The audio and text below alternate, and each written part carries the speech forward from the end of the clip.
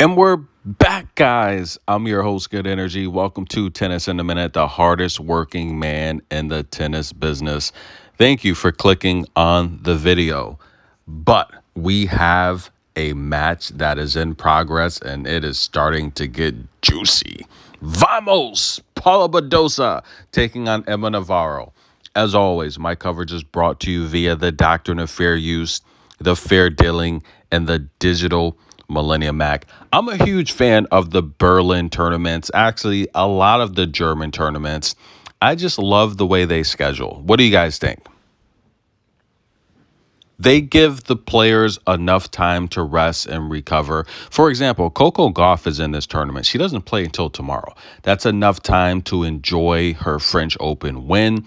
Even though she hasn't played a match yet, it's enough time to get used to the courts, warmed up. And I just feel for the top 10 players, it's a good opportunity to connect with the fans, promote the tournament, and enjoy the city, right? We've heard a lot of the elite players complain about the grueling tour schedule. I love how Germany does it. I think they put on some really good tournaments. What do you guys think? We can all agree. But let's take a look at Nottingham really quick, guys. Diana Yastremka up a break over Ruzic right now. We have Yulia Putintseva, the fourth seed. She'll be taking on Rebecca Shramkova a little bit later. Francesca Jones. Let's see if she can keep the magic alive against Linda Noskova. And long head don't care. Leylah Fernandez, guys, she's going to be taking on Christina Buxa. That's going to be a good match, but let's get back to Berlin, and we have a match in progress, and Paula Badosa is just teeing off on Emma Navarro. Whoa! Do you see the power from Paula Badosa? Now, look, I say it all the time. If you are a WTA player and you're dating a player from the ATP, I want to see the progress. The power in Paula Badosa's game has improved dramatically. And of course, when you're besties with Sabalenka and you can practice with Stefanos or Sabalenka, you should be getting better. Paula Badosa is making Emma Navarro look like an amateur right now. I'm telling you guys, Emma has no answer for the power of Paula Badosa. However, I've talked about Paula Badosa's stamina in the past, and I do feel that, she has asthma, and she does get tired. So I do feel if Emma Navarro can just extend these rallies, stretch them out a little bit longer, and go to the short ball, get Paula Badosa off of that baseline, disrupt her play a little bit, I think she's got a chance here to possibly come back, but she's going to have to mix it up a little bit. She can't go toe-to-toe, blow for blow with Paula Badosa, because right now, Paula Badosa, even though she's only getting about 57% of her first serves in play, she's winning 81% of them, while Emma Navarro, on the other hand, she's getting 80+% of her first serves in play, only winning about 50%. That's a good sign that the returner is playing aggressive tennis, because Navarro's not struggling to get her balls in play, So Emma Navarro's going to have to make some adjustments, maybe go out wide a little bit on the serve, jam the body a little bit. That's possible. That could help a little bit. But I think she just needs to find a way overall to extend the rallies, because Paula Badosa's stamina, it will come into play. But again, Paula Badosa, fuego. One of the most talented players on tour.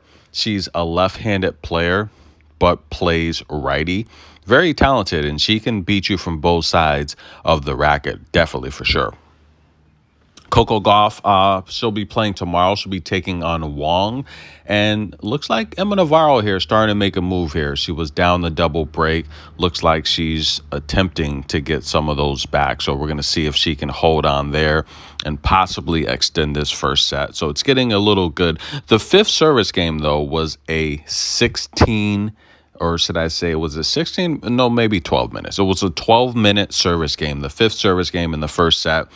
And it looked like Emma Navarro was just on the verge of just having a meltdown. She just couldn't close out this service game. But eventually she held strong. She kept her mental focus, and she would prevail. Ons Jabeur, the best shot maker in the world, coming up against Jasmine Paolini. That's going to be good, a.k.a. Little Italy. Ludmilla, after that huge comeback win over Osaka, she'll take on Pegula today.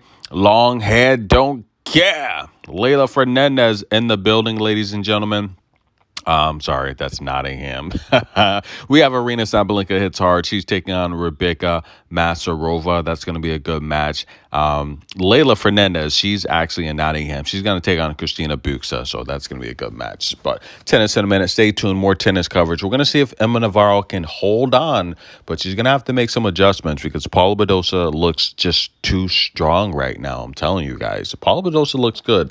Now, she got the win over Ava Liz last time out, while we all saw Emma Navarro take out Marta Kasiuk, which is a good win. But Marta doesn't have the power of Paula Badosa has. Marta has the athletic ability.